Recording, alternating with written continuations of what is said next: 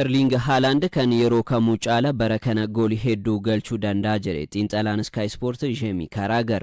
Xiinxalli BBC Sport ammoo Mohamed Salah itti irratti hirmaachuu dhabuun Liverpool qabxii dhabsiisaa jira jedhe Abdurrahman Amin.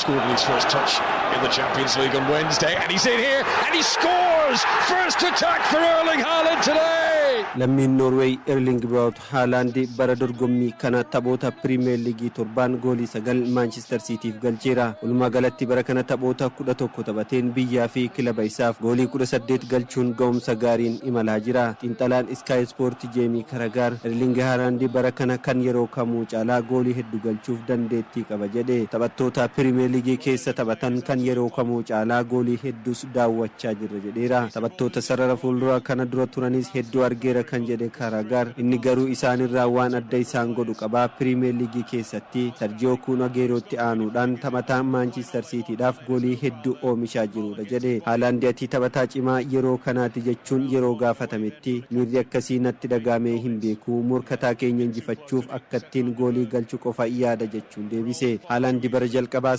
Premier League'dhaan goolii 36 bara ittaanu 27 bara darbe ammoo 22 galchuun xumure. Taphatichi yaada kenneen yeroon kuni anaaf yeroo addaati ga'umsa koo olaanaa irratti argama jedheera. Xiinxalli Sky Sport akka jedhutti ga'umsa qaamaa isaa fayyadamuudhaaf sammuunis qophaa'aa ta'ee gara dirree taphataa seenuudha jedhe. Hidhamoota bara darbeetti rakkachaa ture irraa walaba ta'uun ammoo goolii hedduu akka galchuuf isa gargaaraa jira. Leenjisaan Manchester City Pep Guardiolaan ga'umsa cimaa sochii taphaa gaarii fi kaka'umsa kanaan Manchester City keessa jiraachuun isaa tapharraa taphatti dabalaa akka deemuuf isa gargaaraa jira jedhani. Taphatichi bara darbee giddu galeessaan tapha tokkoon goolii 0.2 galchaa kan tures amma dachaadhaan dabaleera. Kubbaa hedduu gara gooliitti yaaluu sarara peenaalitii keessatti kubbaa hedduu tuquu fi kubbaa gara duubaatti deebi'ee fudhachuu irrattis fooyya'aa jira. Walumaa galatti bara kana Pep Guardiolaan tisa irratti akka hirmaatu taasisuun ga'umsa taphatichaa daran fooyyessaniiru. Kunis ta'ee hojii addaa isaaf kennamee goolii hedduu galchuun dandeettii isaa daran dabalaa jira. Bara kana kilaboota Premier League 12 caalaa goolii hedduu taphataa galcheedha. Pep Guardiolaan ji'a tokko dura barri kan Haaland jedhee ture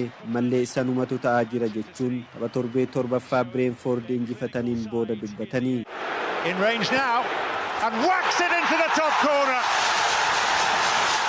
Gama biraatiin xiinxalaan kubbaa miilaa BBC Sport Daanii Marfiin rakkoo Liverpool ta'aa jira jechuun Mohamed Salah qeeqeera. Haaland baroota kana dura darban fuuldura dhaabbatee kubbaa eegaa ture. Bara kana ittisa irratti kilaba isaa yeroo gargaaraa jirutti Salaan kana gochuu dhabuu isaatiin Liverpool qabxii dhabuus kaaseera. Keessattuu kilaboota jajjaboo waliin yeroo taphatan taphattoota sarara ittisaa yoo hin gargaarre rakkoon akkanaa uumama jedhe. Salaan bara darbee hojii garee irratti akkaan hirmaataa ture. Liverpool Manchester City injifachuun waancaa liigichaas fudhate. Leenjisaan Liverpool Arne Slot bara kana sarara fuulduraa irratti akka xiyyeeffatu qofa gorsanii. Haa ta'u malee taphattoonni isa duuba jiran akka bara darbeetti iddoo hunda uwwisuu dhabuun bara kana wantoota ga'umsa taphatichaa akka hin madaalamne taasisan keessaa tokko ta'ee argame. Bara darbee Mohamed Salah duubaan Trent Alexander-Arnold yeroo taphachaa ture. Iddoon isa duubaa uwwisa gahaa waan argateef Salaan rakkoo malee goolii galchuun kilabichi waancaa 20ffaa liigichaa fudhate. Haa ta'u malee Salaan bara kana haala mijataa bara darbee sana dhabuun taphoota walii galaa 10 kilabichaaf taphateen goolii 3 qofa galche. Liverpool ga'umsa bara darbee sanaan itti fufuu dhabuuf sababni guddaan to'annoon kubbaa yeroo garee faallaa waliin taphatanii harkaa fudhatamuudha jedha Daanii Marfiin. Kilabichi taphoota walii galaa 3 walitti aansee qabxii dhabuun isaa sababni kanuma ta'uus kaaseera.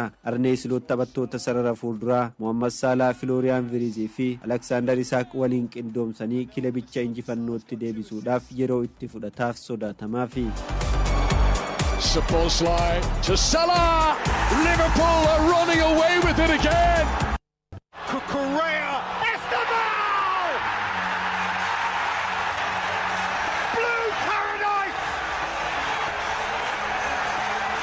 Maresca rumping up the touchline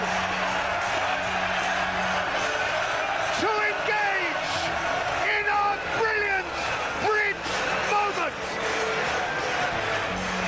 95 minutes and Chelsea have nicked it. What a fabulous football match. What a fabulous climax. And Esteval crowned it. There is a party on the King's Road tonight, Rebecca. Boy, will they this one. The champions are no longer the leaders.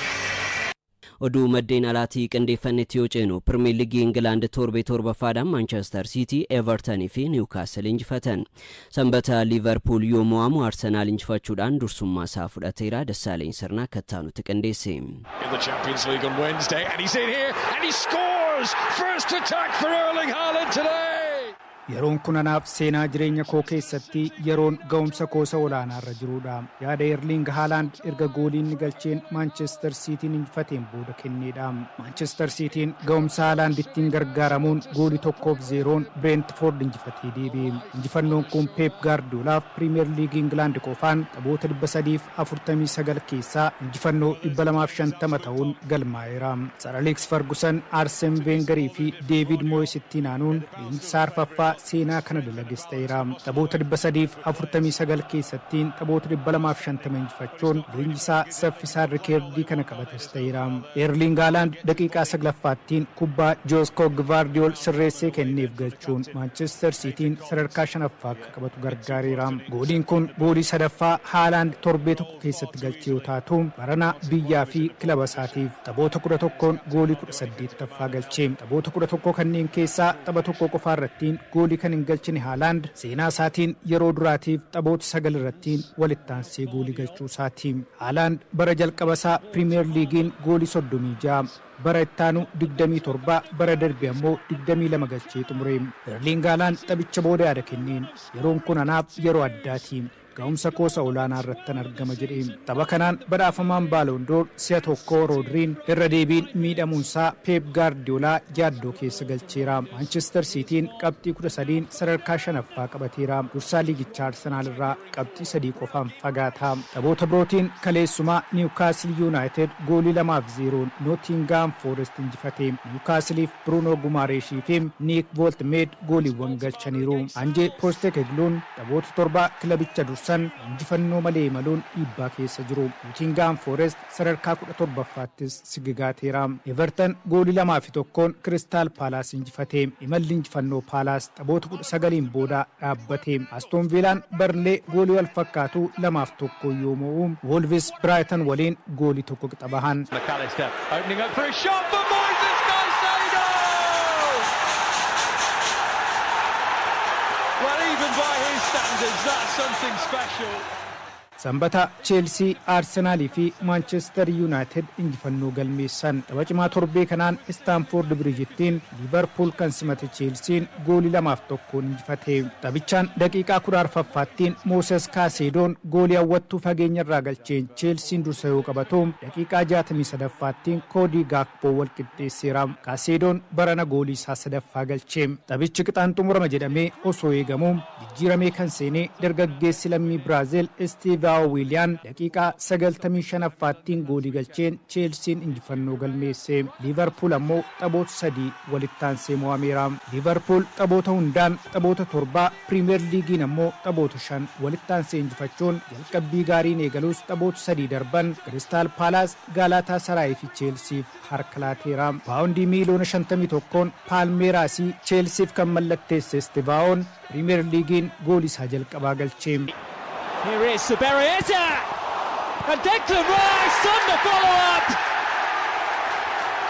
Arsenal goolii Declan Rice taphaan Bukayo Saakaan ammoo peenaalitiin galchaniin 2-0 West Ham injifatee dursummaa fudhate. Mikel Arteetaan tapha isaa 300ffaa Arsenal yoo dursu Bukayo Saakaan tapha isaa Premier League 200ffaan goolii 55ffaa galcheera. Goolii 45 mijeessuun walittiin goolii 100 keessaas harka qaba. Taphataan umurii 24 fi guyyaa 29 Saakaan taphataa umurii kanaan goolii 100 keessaa harka qabu 7ffaas ta'eera. Tapha 200ffaa kun goolii galchuun deeggartoota waliin kabajuu koottiin ofiin booneera jedhe Saakaan. Maartiin Odegaard ammoo taphoota Premier League 3 dirree ofii irrattiin Arsenal taphateen boqonnaan dura miidhamee dirree baheera. Arsenal tapha kana injifachuusaan sadarkaa 1ffaa Liverpool irraa fudhate. And why not?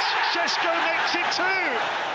Old Trafford'tiin Sunderland waliin kan taphate Manchester United goolii 2-0 injifateera. Ruben Amorim tapha 50ffaasaa injifannoon akka bahu Mason Mount fi Benjamin Seskoon goolii galchuun gahee isaanii baatan. Taphichaan goolii eegaan haaraan kilabichaa seenee Laamens ga'umsa mul'iseen jajameera. Tapha biraatiin Tottenham goolii 2-1 Leeds United injifatee. Still Kudus! That is an exceptional way to get his first Spurs goal. La Liga Spainin Barcelonaan waggaa 10 booda Sevillaadhaan mo'ame carraa liigicha dursuuf jalaa balleesse. Hansi Flick dogongora uumne malee rakkoo tooftaa taphaan hin mo'amne jedhe. Atletico Madrid qixa yoo ba'u sanbata Real Madrid injifateera. Shifarraa Jaambotu qindeesse. On a sizzling afternoon in Seville, welcome to the Estadio Ramon Sanchez Pizjuan.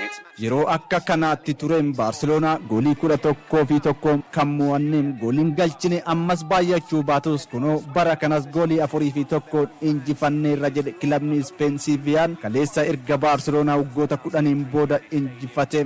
Bara 1940 waggaa 85 dura istaadiyeemii Barcelonaadha yeroo san Las Cortes jedhamutti onkoloolessa 29 Sevillaan goolii 11-1 Barcelona kan injifate yaadannoo yeroo hundaa kilaboota lamaan gidduutti waliin qoosan ta'eera. Torbee 8ffaa La Liga Spainin kaleessa shaampiyooniin Spain Barcelonaan injifatamuun qabxii deeggartoota kilabichaa mataa gadi qabachiise galmeesse. Taphattoota dargaggoota waliin qindeessee bara darbe osoo hin tilmaamin Real Madrid fi Atletico Madrid jijjiiradhaan maallaqa guddaa baasan caalee waancaa liigichaa kan fudhate gareen Hansi Flickiin dolfamu Barcelonaan bara kanas carraa irra deebuu danda'a jedhamee tilmaama argatee ture. Ta'us torbeen kun injifannoo wal arguun itti cimeera. Champions League Awurooppaatiin roobii darbe PSG'dhaan goolii 2-1 kan mo'ame kilabichi torbee keessatti yeroo lammaffaaf mo'ame. Alexis Sanchez peenaalitiidhaan goolii 1 yoo galchuu Isaac Romero, Jose Angel Carmona fi Oscar Adams goolii arfan Sevilla galchaniiru. Marcus Rashford goolii takkitti Barcelonaadhaa galcheera. Robert Lewandowski peenaalitii osoo hin galchin hafuun carraa Barcelonaan taphatti deebiftu balleesse.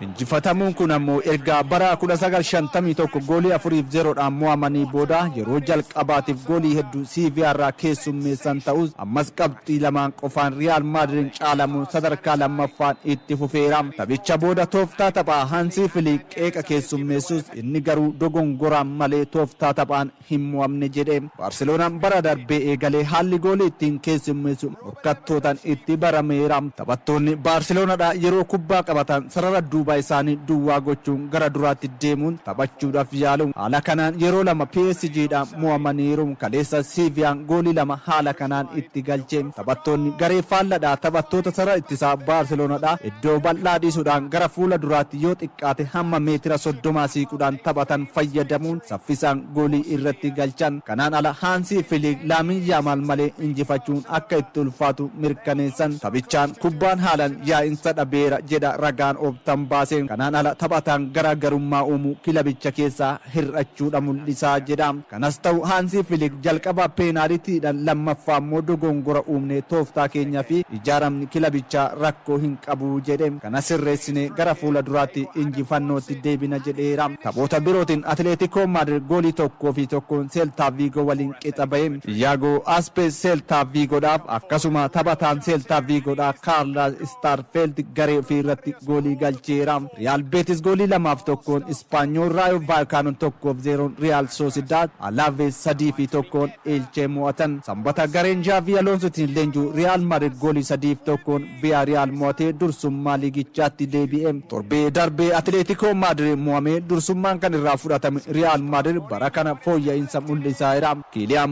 Mbappeen goolii galchuu itti fufeera. Tapha sanbataatiin goolii 1 galchee kubbaa 1 mijjeesseera. Vinicius Junior goolii 2 galchee. Miquel Tadis goolii takkitti Villarreal galcheera. Kylian Mbappeen baay'ina goolii La Ligaan bara kana galche 9 ga'eera. Ta'us sanbata miidhama salphaa miila isaa irra mudate yaaddoo Real Madrid ta'eera. Athletic Bilbao 2-1 Mallorca, Girona 2-1 Valencia, Levante 2-0 Real Oviedo mo'atan. Liigicha Real Madrid qabxii 21 dursaa jiran. Barcelonaan 19 lammaffaa, Atletico Madrid qabxii 13 sadarkaa 5ffaarra taa'eera. And that should be that for Real Madrid, winning the ball back on the edge of the Villarreal penalty area. Unselfish from Brahim. Napoliin kaleessa goolii Rasmus Højlund galcheen Genoa injifachuun seeraa Itaalii dursuu eegale. Taphni Juventus fi AC Milan goolii malee xumurame Abbabaa Lamaayyoo. Norton Cuffy. Stuart Norton Cuffy. Ekator! hojiin koo guddaa kilabiin koo injifannoon akka itti fufu goolii galchuudha jedhe ergisaa Naapooliif taphachaa kan jiru Rasmus Hojlund kaleessa goolii injifannoo erga galchee booda torbee jaaffaa liigichaan kaleessa Naapooliin dirree isaarratti Jeenuwaa waliin taphachuun durfamurraa ka'uun goolii 2-1 injifatee carraa liigicha dursu argate. Daqiiqaa 34ffaatti Jeef Elkaatoor goolii galcheen Jeenuwaan 1-0 dursaa boqonnaa bahe. Boqonnaa deebii daqiiqaa 56ffaarratti Zaamboo Angiisaa 75ffaatti Rasmus Hojlund wal duraa duubaan goolii galchanii Naapoolii 2-1 mo'ate. And then again on the rebound it's Rasmus Hojlund.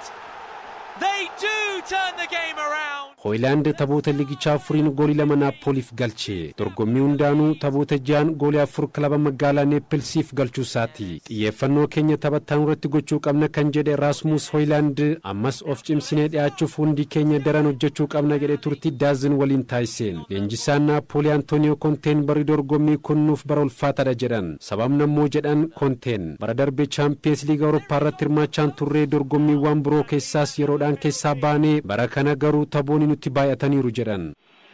It's Pulisic and he spurns it. Kaleessuma tapha cimaa torbee kanaatiin morkiin Juventus fi AC Milan goolii malee xumurame. Taphichaan kilaboonni lachuu goolii walirratti galchuuf yaalanus goolii eegdonni Juventus fi AC Milan jalaa deebisaniiru. Daqiiqaa 55ffaatti gama AC Milaanii Christian Pulisic rukuttaa penaaltii dhiite gara samiitti jalaa qaarite. Seerie A bara kanaan hanga ammaatti Juventus fi Atalantaa qofatu osoo hin mo'amin imalaa jira. Leenjisaan duraanii Juventus amma AC Milan leenjisaa jiran Massimiliano Allegri taphaan booda yaada kennaniin boqonnaa dura taphni wal madaalaa ture boqonnaa deebii garuu carraa arganne hin fayyadamne jedhan. Kan Juventus Igor Tudor kilaba cimaa waliin morkanne kilaboonni lachuu carraa goolii uumaniiru qixa bahuun lachuu keenyaaf qabxii madaalawaadha jedhan. Tapha biraatiin Roomaan dirree finala Fiorentina booda ka'uun goolii 2-1 injifachuun sadarkaasaa fooyyeffate. Taphataan duraanii Juventus fi Everton Moiskin goolii galcheen Fiorentina dursa qabachiise. Maatiyaas Sulee fi Brian Cristante taphattoota goolii injifannoo lamaan Roomaa galchanii. Sanbata Inter Milan goolii Lautaro Martinez, Anje Boni, Federico Di Marco fi Nicolo Barella galchaniin 4-0 Cremonese injifate. Licheen goolii 1-0 Parma yoo injifatu taphni Lazio fi Torino goolii 3 qixa kan Atalanta fi Como goolii 1 qixa xumurame. Liigicha Napoli fi Roomaan qabxii qixa 15 walitti qabachuun wal duraa duubaan dursaa jiru. AC Milan qabxii 13 sadaffaan Inter Milan qabxii 12 sadarkaa afuraffaarratti argamu.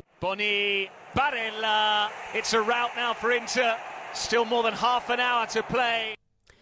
Bundesliga Germanin Bayern Munich tapha Frankfurt mo'ateen Harry Kane Ricardi fooyyessuu itti fufu Luis Diaz goolii 2 galche.